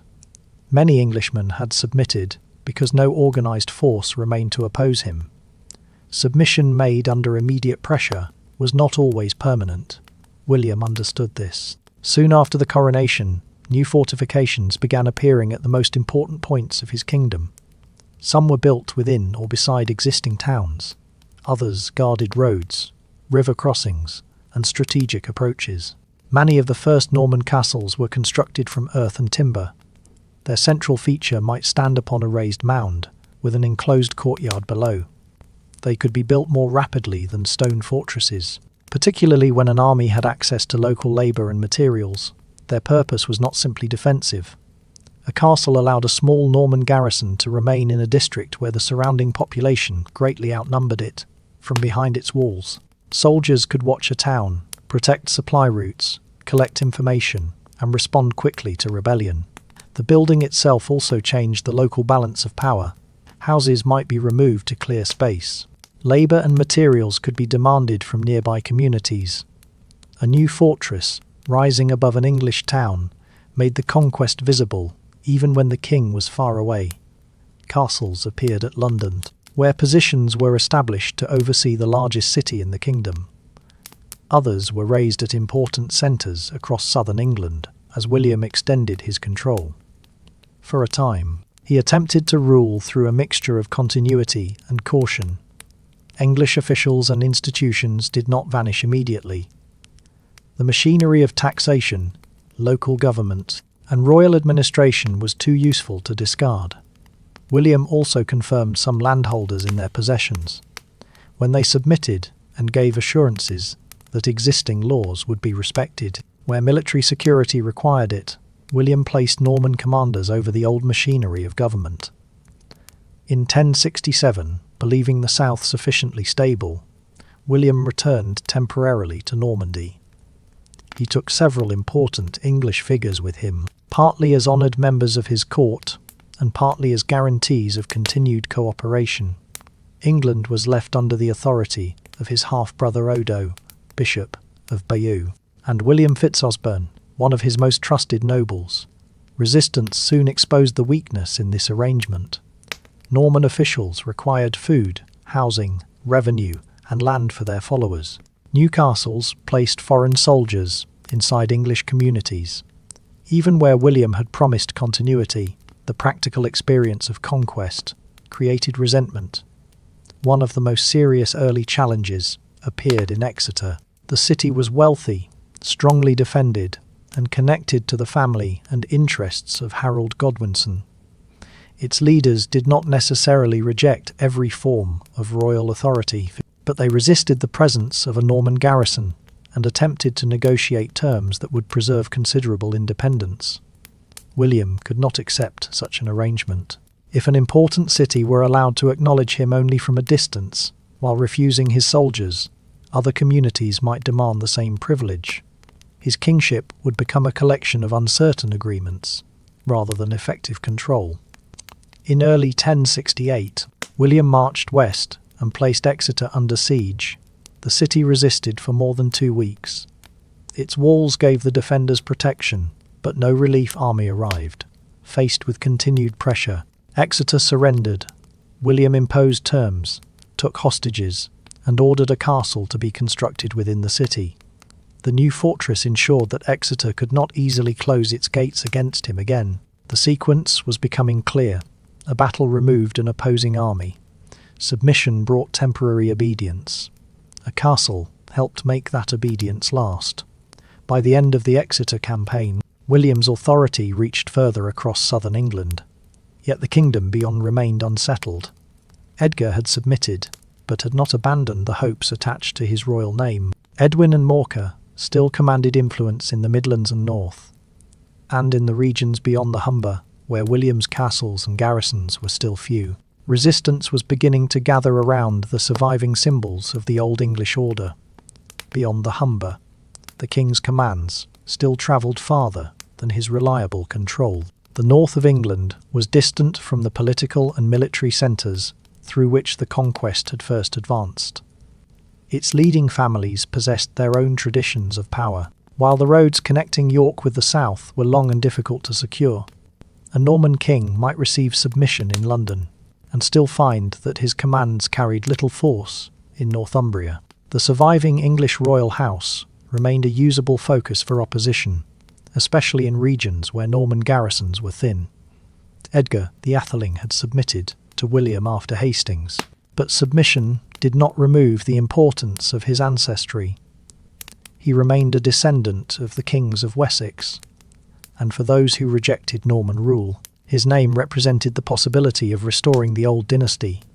Edgar eventually left William's court and travelled north to Scotland. There he found protection from King Malcolm III.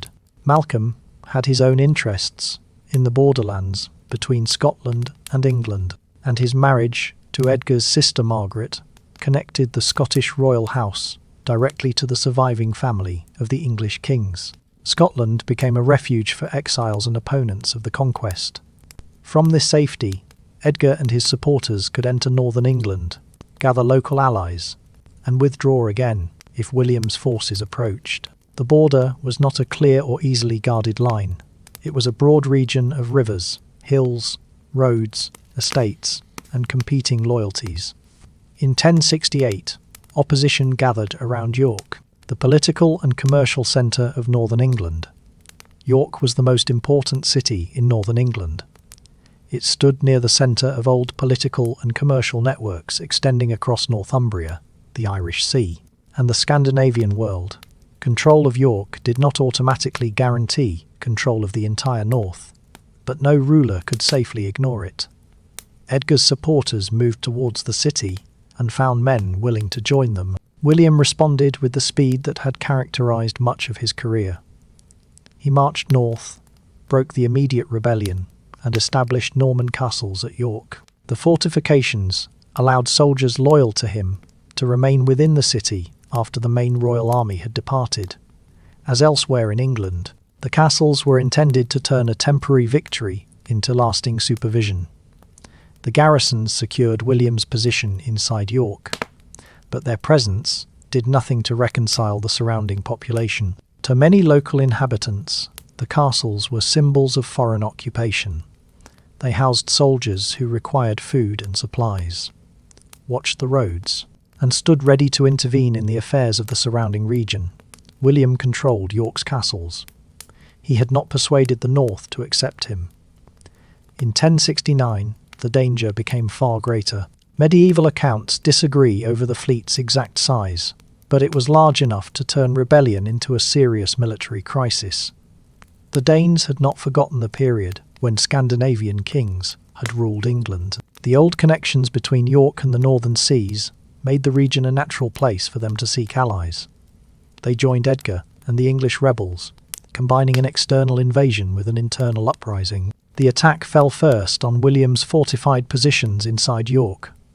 The garrisons were overwhelmed, and the castles could no longer protect the authority they had been built to secure. For a time, William faced the possibility that the whole northern part of his kingdom might pass beyond his control. The crisis revealed the limits of the conquest more clearly than any earlier rebellion. William could defeat a city or build a castle, but his forces were spread across a large country. If English resistance coordinated with fleets arriving from abroad, isolated Norman garrisons could be surrounded before the king was able to reach them. William marched north once again. The journey required his army to move through increasingly difficult weather and across land where supplies could not always be guaranteed. The Danes, meanwhile, avoided a direct encounter with the royal host and withdrew towards their ships. William chose negotiation rather than an uncertain coastal battle. He paid the Danish leaders to leave. The agreement was practical. It removed the foreign fleet from the conflict and separated Edgar's supporters from their strongest military allies. William had used similar combinations of force, money, and diplomacy before. He did not need to defeat every enemy on the battlefield if one could be persuaded to abandon another. The Danes withdrew, but the repeated rebellions had exhausted William's willingness to rely upon temporary submission. William had already marched north, accepted promises, garrisoned York, and built castles. Each measure had failed when a new opportunity for resistance appeared. During the winter of 1069 and into 1070, his policy changed. The campaign later became known as the Harrying of the North. William's forces moved through Yorkshire and neighbouring districts, destroying the resources that could support further rebellion. Buildings were burned, livestock was killed or taken, farming equipment and stored grain were destroyed. The objective extended beyond defeating armed groups already in the field. William intended to remove the material foundations from which another northern army might be assembled. Rebels needed food, animals, shelter, and communities capable of supplying them. By destroying those resources, the king could make future resistance far more difficult. For the inhabitants of the region, the distinction between military strategy and collective punishment offered little protection. The campaign took place as winter approached, when rural households depended upon the harvest already gathered and the animals they had prepared to feed through the cold months. Destroying those stores did not affect soldiers alone. It endangered families who had taken no direct part in the rebellion. Famine followed. The sources describe people abandoning their homes and travelling in search of food. Communities that had supported themselves from the surrounding land found that the systems upon which ordinary life depended had been broken. No record allows an exact death toll. Later, chroniclers offered enormous figures, but they lack the evidence required to count losses across so wide a region. There is little doubt, however, that the human and economic consequences were severe. Years later, the Great Royal Land Survey would describe many northern estates as waste. This term did not always mean that every field was permanently empty, but it indicated land that had lost much or all of its taxable value. The damage remained visible long after William's army had moved away. Even writers who generally respected William's strength as a ruler condemned the northern campaign. Orderic Vitalis, a later chronicler of Norman background, judged that the king had punished the innocent together with the guilty and found little that could be defended in the destruction. Such criticism is important. The harrying was not remembered merely as another medieval campaign. It became one of the darkest elements of William's reign because it deliberately extended the pressure of war into the resources required for civilian survival. In immediate political terms, the campaign achieved what William intended. The Northern Alliance was broken. Edgar returned to Scotland, and no comparable uprising again threatened William's rule from York. Without Danish support, organised English resistance in the region could no longer challenge the king on the same scale. The result was obedience produced by exhaustion and deprivation. not by acceptance. It had been created through exhaustion, displacement, damaged land, and the knowledge that renewed rebellion might bring the same response again. William crossed the Channel, claiming a promised crown, defeated the king who wore it at Hastings, and received an English coronation at Westminster. In the north, conquest took on a harder and more lasting meaning. It was no longer only the replacement of one king by another. It had become the breaking of a region so that the new king's authority could no longer be resisted. Once the major rebellions had been defeated, William faced a quieter but more enduring task. The next question was practical and enormous. Who would now possess England's land? Before 1066, the kingdom's land had been held by a mixture of royal relatives, earls, bishops, monasteries, and thousands of lesser English landowners. Their rights were recorded through custom, royal charters, inheritance, and obligations that connected local estates to the crown. The Conquest did not erase this system in a single moment. At first, William confirmed some Englishmen in their lands, particularly when they submitted early and offered no further resistance. He needed local officials who understood the kingdom's laws, taxes, and patterns of administration. A foreign army could occupy towns, but it could not immediately replace every reeve, clerk, moneyer, and estate manager who kept the country functioning. Rebellion gradually changed that policy.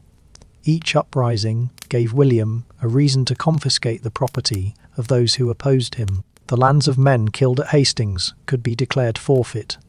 The estates of rebels in the west, Midlands, and north could be taken after their defeat. Even those who had once submitted might lose their position if they later joined resistance or fled abroad. The confiscated land passed first to the king. William then distributed much of it among the men who had supported the invasion and helped secure the conquest. Norman nobles received estates in different parts of England, often scattered across several counties rather than gathered into one continuous territory.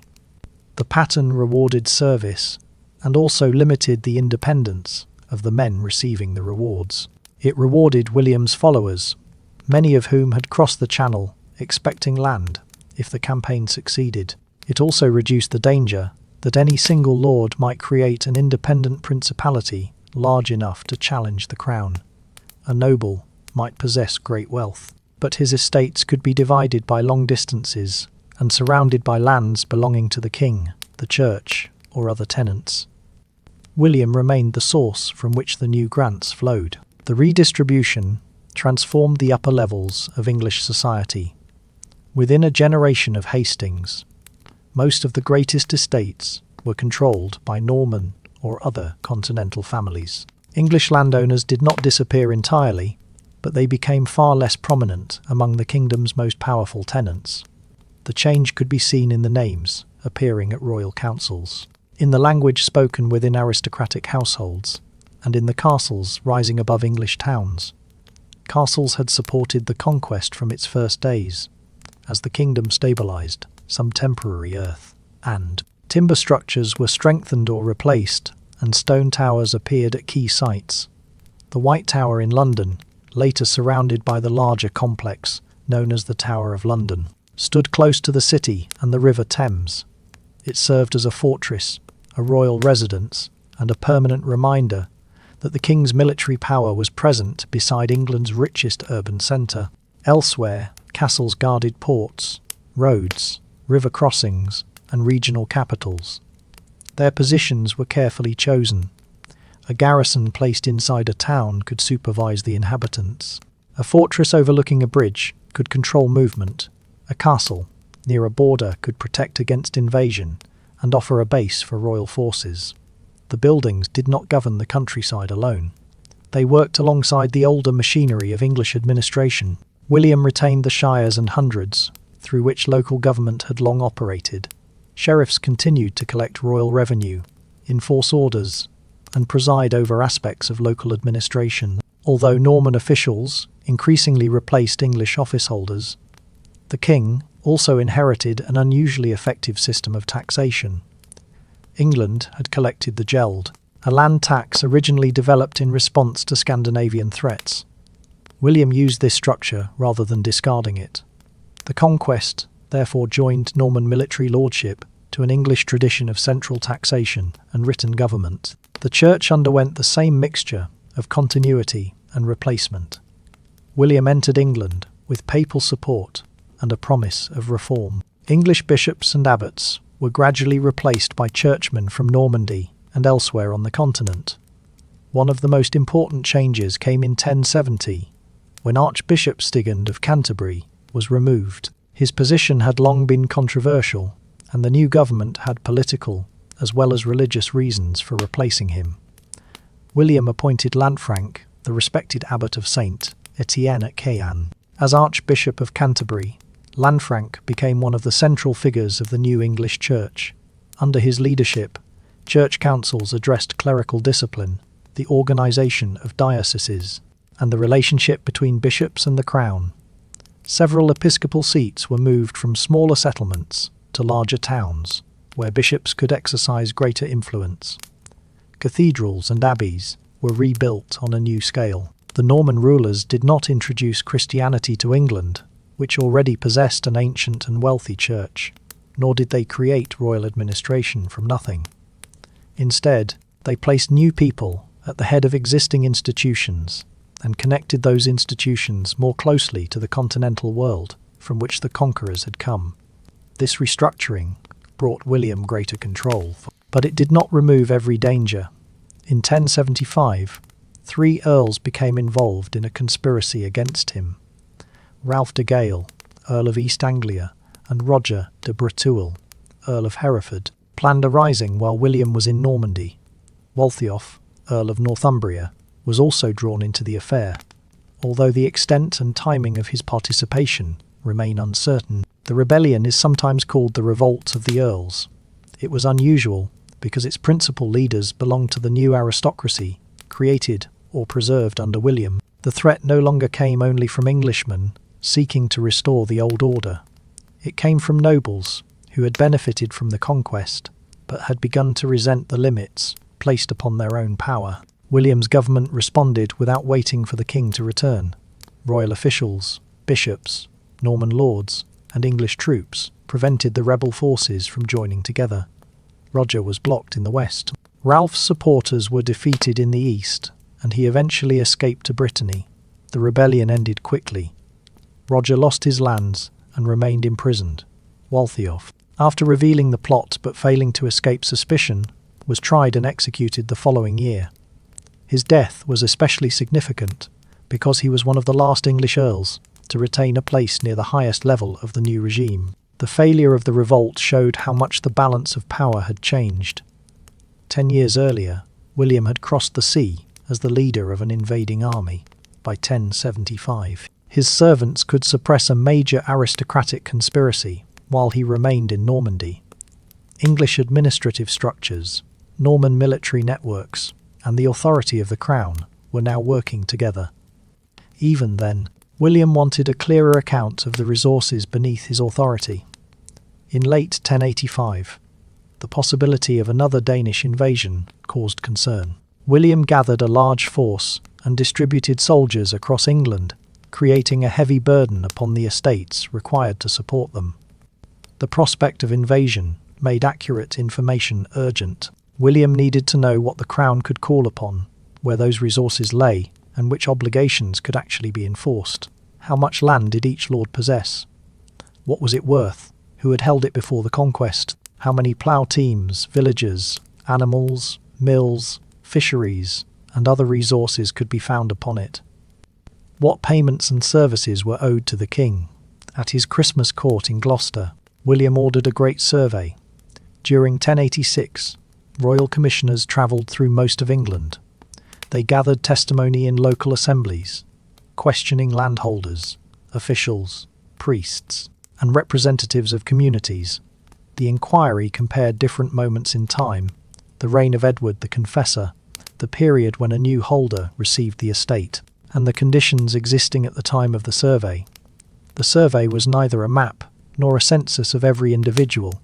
It recorded land, lordship, resources, value, and obligation on an extraordinary scale. Some regions were not included in the surviving volumes, and the level of detail varied. Even so, the scale of the undertaking was extraordinary. The resulting records later became known as Domesday Book. The name suggested a judgment from which there could be no appeal, like the final accounting before God. For royal government, the survey established who possessed what and what the crown could demand from them. For later generations, it preserved a view of England 20 years after Hastings.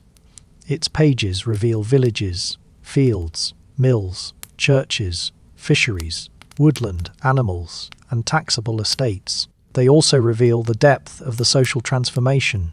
English names associated with land in the time of Edward were repeatedly followed by Norman names, recorded under William. By 1086, the conquest no longer rested only upon the memory of one battle. It had been written into ownership. It also stood physically in castles, beside towns, rivers, and roads. It governed through sheriffs, bishops, estates, taxes, and oaths. William preserved many institutions of Anglo-Saxon government because they served royal power unusually well. He did not destroy the system and begin again from nothing. The decisive change lay in who commanded those institutions and benefited from them. And as the Great Survey was completed, the kingdom increasingly belonged to the political order created by the Conqueror. By the time the Great Survey of England was completed, William had achieved almost everything he had once fought to secure. Normandy remained under his authority. England had been subdued, its leading estates redistributed, and its government made to serve a new ruling class. The rebellions that had threatened the conquest were over.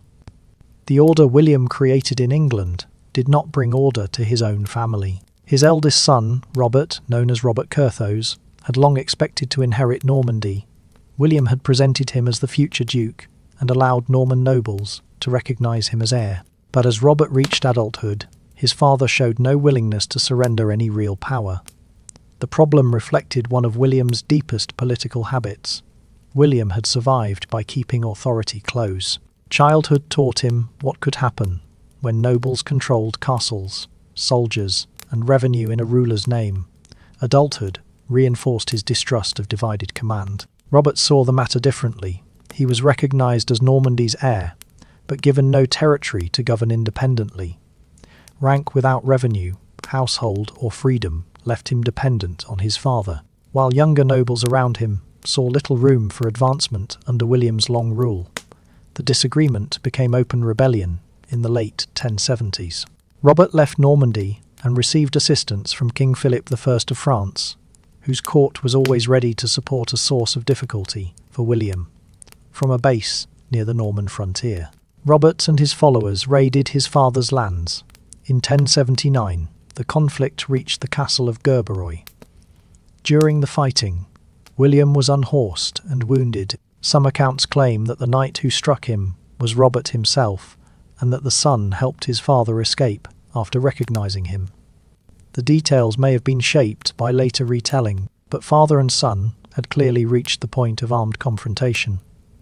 William, who had defeated English kings, French armies, Norman rebels, and Danish supported uprisings, had been checked by the man intended to continue his dynasty. A reconciliation eventually followed, assisted in part by Matilda. Yet the trust between William and Robert was never fully restored.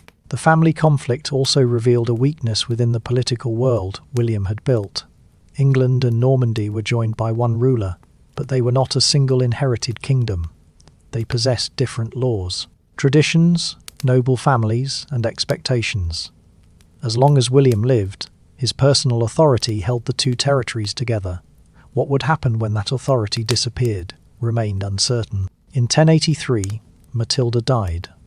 For more than 30 years, she had been William's wife, an important political partner, and a regent capable of governing Normandy during his absences. She had also stood between William and their children when family disagreements became severe.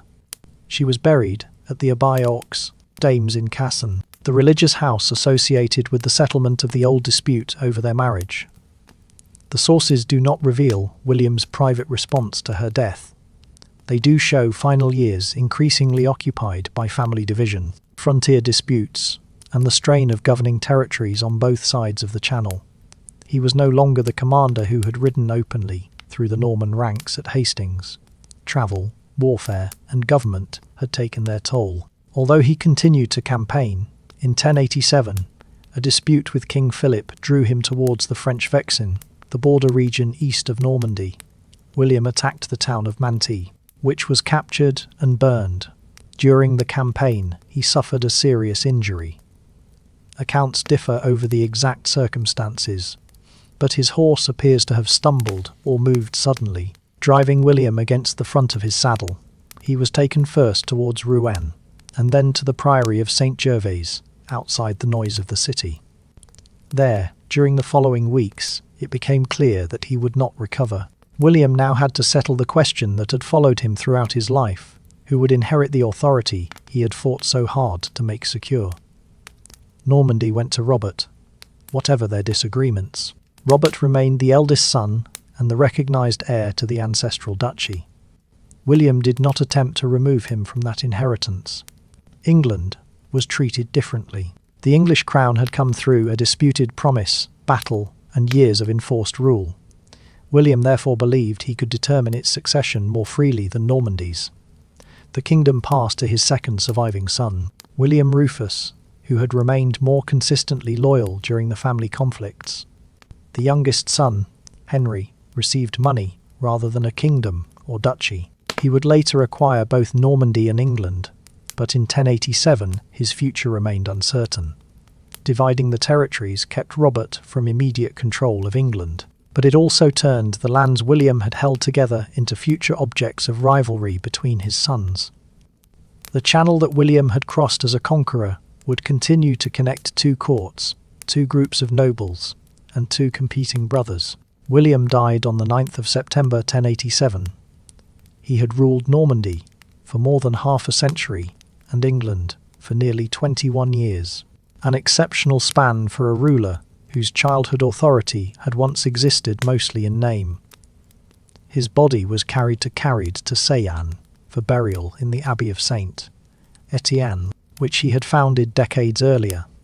Later accounts describe confusion and embarrassment during the funeral, including a dispute over the burial ground and difficulties with the tomb. Such stories were often repeated because they offered a moral contrast.